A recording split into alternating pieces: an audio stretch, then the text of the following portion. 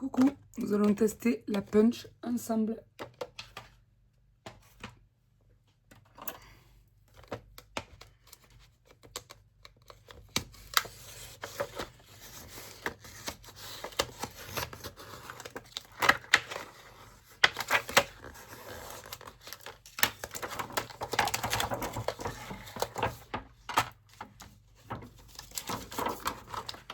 Alors, dès qu'on l'ouvre, on retrouve la punch. Voilà, qui se trouve comme ceci, avec le livre.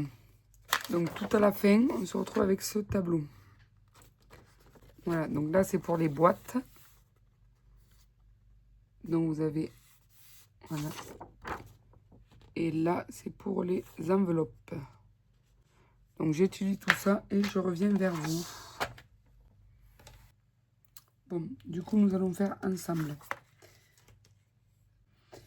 Donc, on va les faire en centimètres. Donc, à chaque fois, vous avez un inch en centimètres. Donc, ça, box size. Donc, c'est projet une fois fini. La boîte une fois finie. Et ça, c'est le papier qu'il vous faudra pour faire la boîte. Si on va faire une boîte de 4,5 par 4,5 par 4,5, du coup, il faut un papier de 15,2 par 15,2. Donc, normalement, ces blocs-là font 15,2 par 15,2. Vu que c'est des blocs de 6 par 6 inches. Donc, on prend un papier. Je prends un papier que je n'aime pas trop, au cas où si je me foire. On ne sait jamais. On nous dit que... Alors là, c'est le début. Donc, on nous dit que sur le start line, il faut se placer sur le S. Voilà. Et qu'il faut... Attendez, je vous ai pas dit. Il y a le stylet à l'arrière.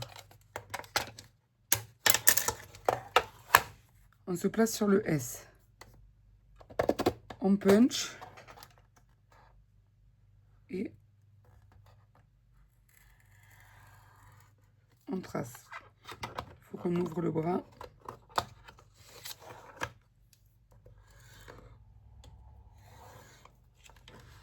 Ensuite, il faut qu'on trace la diagonale S aussi.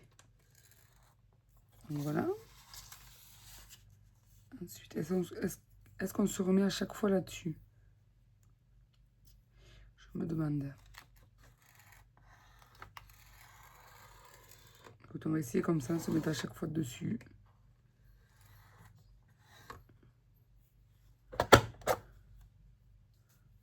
Voilà. Ensuite, on se remet sur le S.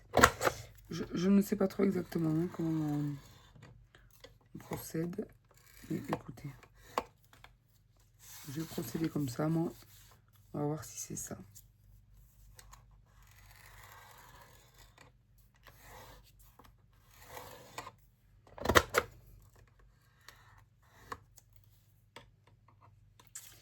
Là, après, on nous dit qu'il faut, si c'est une boîte que nous faisons,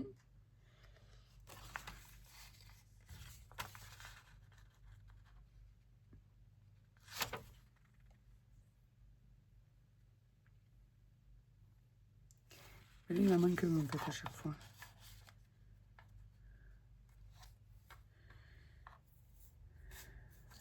Je l'ai fait.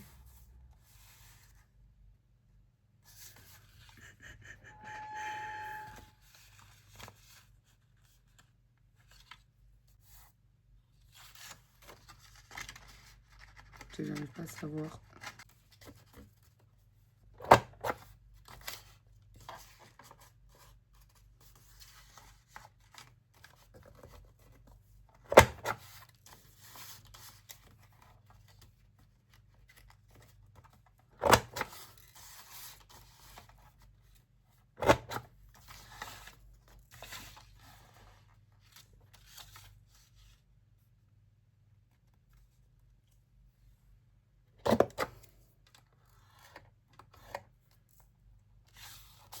Peut-être ça qu'il faut faire.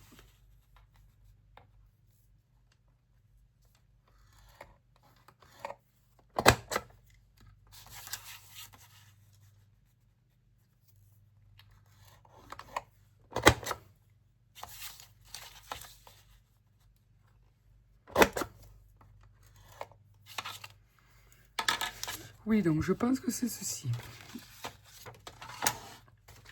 Donc ensuite... Ah, j'ai pris du papier fin, en plus pour vous montrer, c'est pas très représentatif.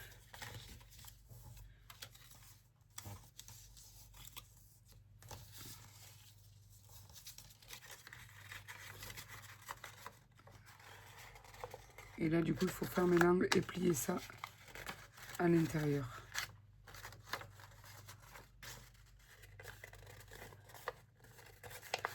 Donc, j'étais avec vous, j'étais justement en train de chercher comment on faisait. Je pense qu'on va le recommencer avec du papier plus épais.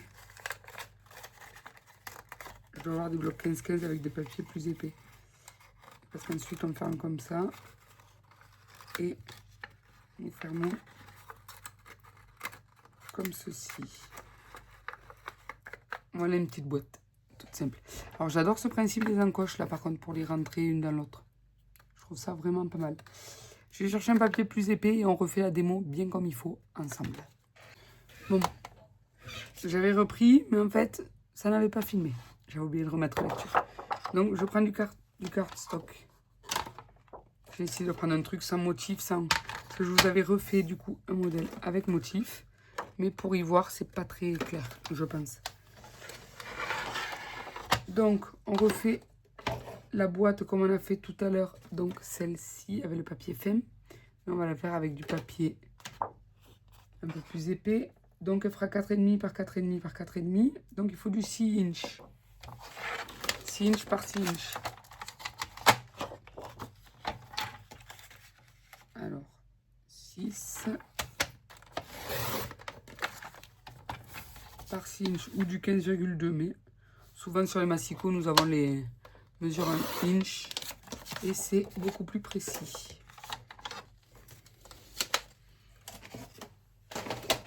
Donc, sur notre fascicule, on nous dit qu'il faut démarrer sur le start line. Donc, c'est là, c'est les lignes de début. Donc, on a marqué start.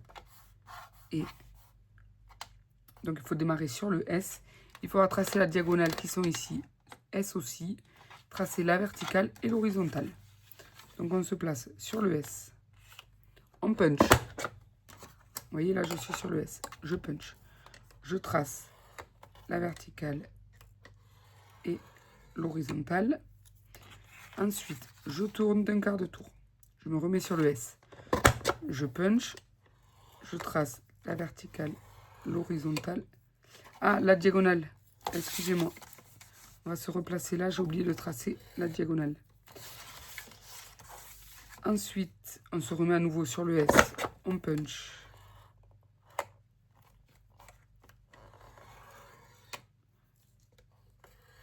La diagonale, la verticale, l'horizontale. C'est toujours pareil après. Hein. Et pour n'importe quelle boîte, juste il vous faudra suivre les indications en fonction des lettres. Voilà. Là, donc là vous voyez, ça nous fait que 4 encoches là comme ça. Donc ce qu'il faut c'est retourner, enfin moi je retourne parce que c'est plus visible. Pour pouvoir placer les guides des traits au bon endroit. Puncher. Pour faire les encoches qu'il faut. Voilà. Et ensuite, pour pouvoir fermer la boîte, il faut faire un punch de ce côté. Ça donne une encoche comme ceci. Il faut bien la faire aux 4 angles. Si vous voulez que votre boîte reste bien fermée. Sauf si vous décidez... regardez, je vais vous montrer tout simplement. Donc là, on plie tout.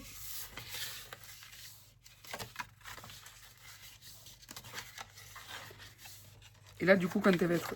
Ensuite, là, les diagonales, ça se plie comme ça. Donc, on ramène les angles là. Il faut que ça se touche ici. Et on plie bien la diagonale ici. Voilà.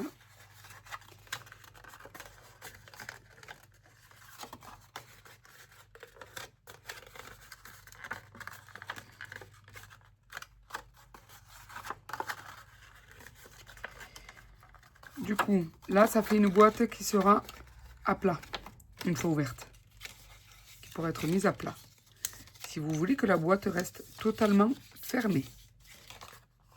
Que ça reste comme ceci et que vous n'ayez que le couvercle à ouvrir. Mais qu'elle reste comme ceci, sans avoir les ailettes à l'intérieur. Vous pouvez découper, admettons, je vais vous faire au crayon. Donc là, vous partez de l'angle, vous venez ici jusqu'à la bosse, là. Et vous enlevez toute cette partie ici.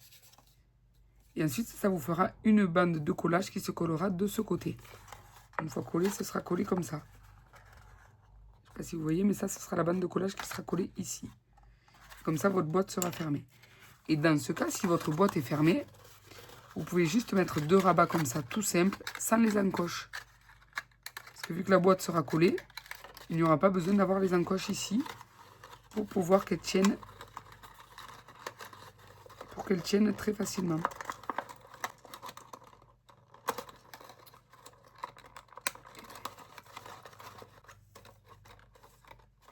Voilà. Là, ça fait la petite boîte. Si jamais nous n'avions pas fait les encoches de ce côté de la punch pour le côté droit et le côté gauche, là, la boîte s'ouvrirait constamment. Alors que là, la boîte reste fermée.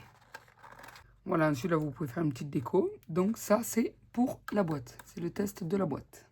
Donc, vous voyez, en 5 minutes, on fait une boîte. Là, depuis que j'ai repris la caméra, ça fait 5 minutes 57. Et nous avons papoté. Voilà. Ensuite, pour les enveloppes, donc nous allons faire la première qui fera 5 inches. Enfin, le papier, il faut qu'il fasse 5 inches par 5 inches. Donc, ça fait 12,7 par 12,7. Et en centimètres, il faudra que le final, ça fera 5,1 par 8,9. À chaque fois, je vous prends que la première ligne. Et là, nous allons couper notre papier à 5 inches. Est-ce que je les ai comme ça déjà, les 5 inches? Ouais. 5 inches par 5 inches.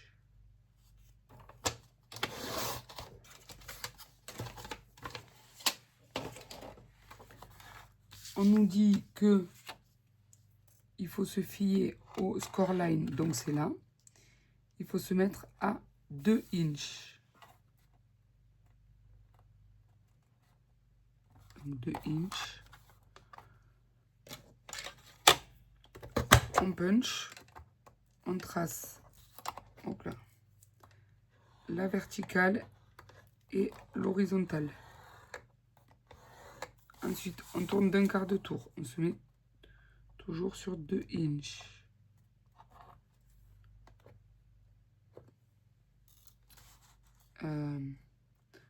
Non, pardon, on se met plus sur 2 inches. 2 inches, c'est pour commencer. Après, on aligne notre trait au trait déjà fait ici. On punch et on fait celui-ci.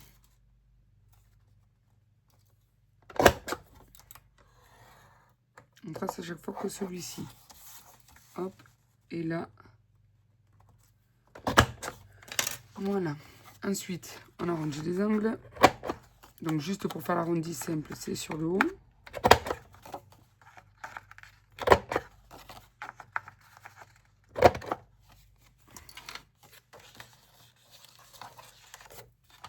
Et ensuite,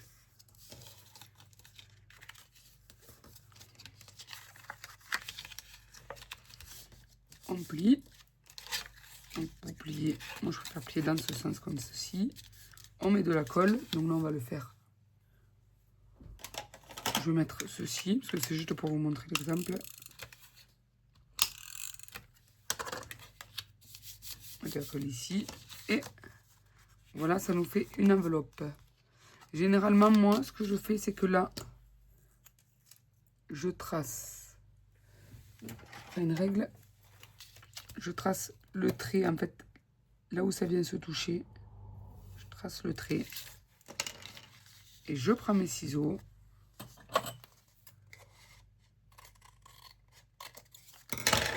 Et je coupe le bout parce que je préfère que ce soit comme ceci. Je préfère que mon enveloppe soit... Attendez, je vous montre. qu'elle soit arrêtée droite, mon enveloppe. Voilà. Après, ça, c'est les préférences de chacun. Mais voilà la petite enveloppe. Du coup, donc cette punch, je trouve qu'elle va très bien. Sauf pour faire les enveloppes. Je la trouve pas pratique là pour se fier. Je pense qu'ils auraient dû. Là, les traits s'arrêtent pile poil ici. Je pense qu'ils auraient pu les faire continuer là sur le. Là. Sur le petit rebord là pour qu'on puisse mieux voir. Parce que là j'ai pris le plus simple. Hein. J'ai pris, c'était 2 inches, donc c'est là. C'est facile. Mais après, dès qu'ils mettent, admettons, 3 inches, 3 quarts ou 3 inches, 1 tiers, ben, je trouve que c'est pas pratique pour se repérer, quoi. C'est pas... Ça descend pas assez, mais ça fait le taf. Après, de chez Action, j'ai la planche de rainurage qu'ils avaient sortie à l'époque. Donc, j'ai celle-ci de chez Action aussi et qui va très très bien pour se repérer. C'est beaucoup mieux pour faire les enveloppes. Donc, ça va très bien, un peu ça, on a tout là. Donc, c'est parfait. Enfin, moi, je continue comme ça, celle-là pour les enveloppes. Mais par contre, celle-ci, je la garderai pour les boîtes comme ceci. Donc là, on a fait la boîte la plus petite. Mais, donc la toute première, elle commence, au final, ça fait 4,5 par 4,5. Mais ça peut aller jusqu'à 10,2 par 10,2 par 10,2. Donc, on peut faire quand même des boîtes assez grosses. Et du coup, je me dis que ça peut être très très bien pour les calendriers de l'Avent. Soit dit en passant. Moi qui adore faire des boîtes et des calendriers de l'Avent, je vous dis avec notre papier déco, on peut directement faire la boîte avec cette machine. Et elle va super bien. Voilà, en plus, le plioir avec la petite boule comme ceci. Je le trouve super bien. Très fonctionnel, très... Enfin, ça abîme pas trop le papier, c'est... Enfin, ça me plaît bien. Voilà. Donc ça, c'est des prototypes, évidemment, mais que je garde. Parce que si je veux envoyer des scrap bidules aux copinettes, j'ai plus qu'à les décorer.